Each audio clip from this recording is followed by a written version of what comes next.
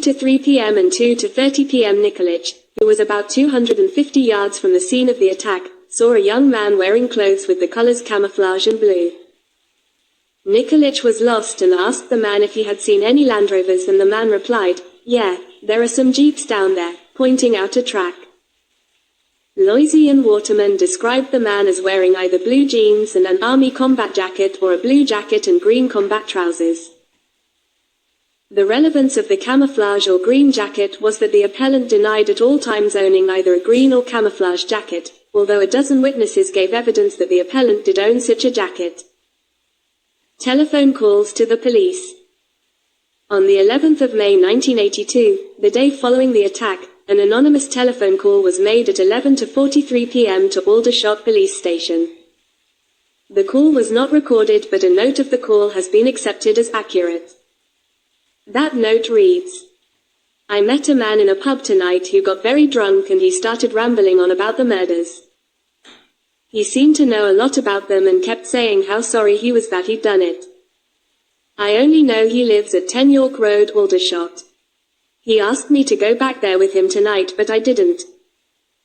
At 11:47 p.m. on the 12th of May 1982, PC Mills at Aldershot Police Station received a further anonymous telephone call from a male which was recorded in a note as follows. "I know where the man who did the killings lives. My brother rang you yesterday and told you. His name is Pete and he lives at 10 York Road." It is undisputed that the appellant made those two calls.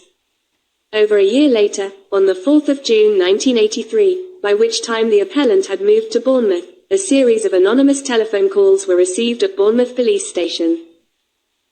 Once again it was, and is, undisputed that the appellant made these telephone calls. The calls were made between 9 to 12 p.m. and midnight on the /999 feet system and were tape recorded. The caller was plainly drunk. The calls referred to the double murder at Aldershot on the 10th of May 1982 and mentioned the two women and the two dogs. The calls identified the attacker as the appellant living at an address in Bournemouth of 13 Wellington Road. The first police investigation of the appellant. The appellant was employed as a sales representative for Olin Mills Portrait Studios, Grosvenor Road, Aldershot. His bed sit at 10 York Road was on a direct route between the scene of the attack and his place of work. On the 19th of May 1982, police officers making house-to-house inquiries about the attack spoke to the appellant and obtained answers from him to a pro forma questionnaire. The appellant stated in that questionnaire that he had not visited the Common between 1 to 30 p.m. and 3 to 30 p.m. on the day in question or on any other occasion. His account of his movements was that he had been in the Unicorn or Trafalgar public house until closing time, and then from 2 to 30 p.m. to 3 to 30 p.m. on the 10th of May he had possibly been at home. He then said that from 3 to 30 p.m. until 8 to 12 p.m. he had been at work. He stated that he had possibly been wearing a blue jacket and grey trousers. He did not mention visiting his bank. On the 23rd of May 1982, the appellant was again seen by police officers. He gave the same account of his movements. His room at 10 York Road was searched and there was no trace of a green jacket.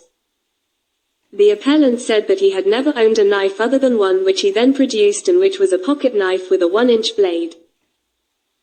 On the 4th of July 1982, the appellant was again seen by police officers and he made a written statement about his movements. He said that he was in the Trafalgar public house until about 2 to 30 p.m. and then went either to the Cozy Cafe or the job centre until about 3 to 30 p.m. when he went to work. Other evidence of the appellant's movements on the 10th of May 1982. According to two colleagues of the appellant, on the 10th of May 1982, Mark Keeble, the appellant's employer, had asked his staff to start work half an hour earlier than usual, that is at 3 to 12 p.m. Those two colleagues, Jean Stone and Susan Bennett, remembered the 10th of May because they had objected to the above request as they both had to collect their children from school before then going to work. Having collected their children, they went to Aldershot and then arrived at work at about 4 to 12 p.m. Both stated that when they arrived at work the appellant was not present and that when he did arrive, about 5 or 10 minutes later, he was unusually smartly dressed. The alibi. At his trial, the appellant relied on alibi.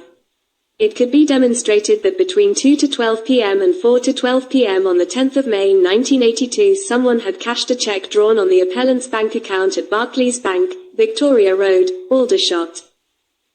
The appellant had written 2 checks drawn to cash on that day, and the second had only been entered on the bank's computer at 3 to 47 p.m. Mrs. Hewer, an employee from the bank, gave evidence that in accordance with her standard practice that check must have been presented at the counter after 2 to 30 p.m. If it was the appellant who presented the check personally, then it was common ground that he could not also have been on the common at the time that the murders took place. Conversations on the 11th of May 1982. A conversation between the appellant and his girlfriend Lorraine Sturrock was relied on at the trial. It appears that their relationship was brought to an end on the 11th of May 1982, and Lorraine Sturrock said that she remembered the appellant using words to the effect, "If it wasn't for you, you bitch, this never would have happened." One evening after the murder, the appellant had a conversation with Jean Stone. They were discussing the murders, and Jean Stone expressed surprise that 2 women with dogs could both be attacked. The appellant had responded that it was possible to immobilize one woman, run after the second and kill her, then return to kill the first. The Crown attached significance to this conversation, suggesting that the appellant, whilst in the army, may well have received training on such matters. The procedure described by the appellant would be consistent with the way in which the 2 murders had taken place. Possession of a knife. The appellant's neighbor at York Road was a man named John Harper. Initially, Mr. Harper made a statement saying that the appellant had told him that he, the appellant, had a knife which he had retained from the army.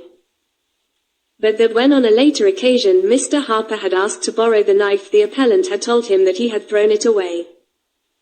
Mr. Harper made a later statement dated the 10th of August 1983 in which he claimed to have seen the knife. He described it as in total about 8.5 inches long, with a handle of about 3 inches and a blade of about 5 inches in length, narrowing to a point, the blade being about 1 inch wide. Significantly, Mr. Harper described the blade as being, maybe 2-sided. Mr. Harper explained that he initially failed to mention that he had seen the knife because he had not wanted to get involved in the investigation.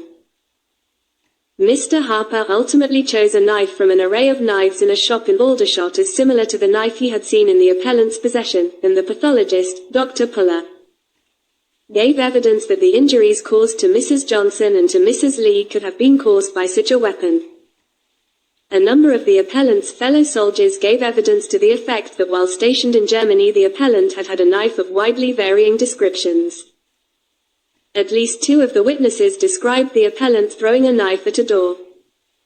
The knife or knives described by these witnesses were not, however, double-edged or sharp at both edges. The appellant, throughout the interviews and with whatever other admissions he may have made, maintained that he had never owned a knife of the type described by Mr. Harper, and maintained resolutely that he did not remember using any knife on the day in question. The Photofits. Mr. Hackney, who had been jogging on the Common on the 10th of May 1982, provided details to the police which led to the first Photofit picture being compiled on the 11th of May 1982. Further details were supplied by Mr. Hackney which led to a second Photofit being compiled on about the 21st of May 1982. Corporal Waterman also supplied a description used in compiling the Photofit. These Photofits were published in the press on 10 and the 11th of June 1982 and were regarded by many people as bearing a striking resemblance to the appellant.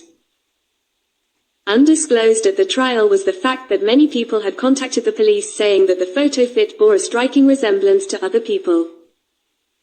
Out of 157 people who had contacted the police, only 5 suggested that the resemblance was of the appellant.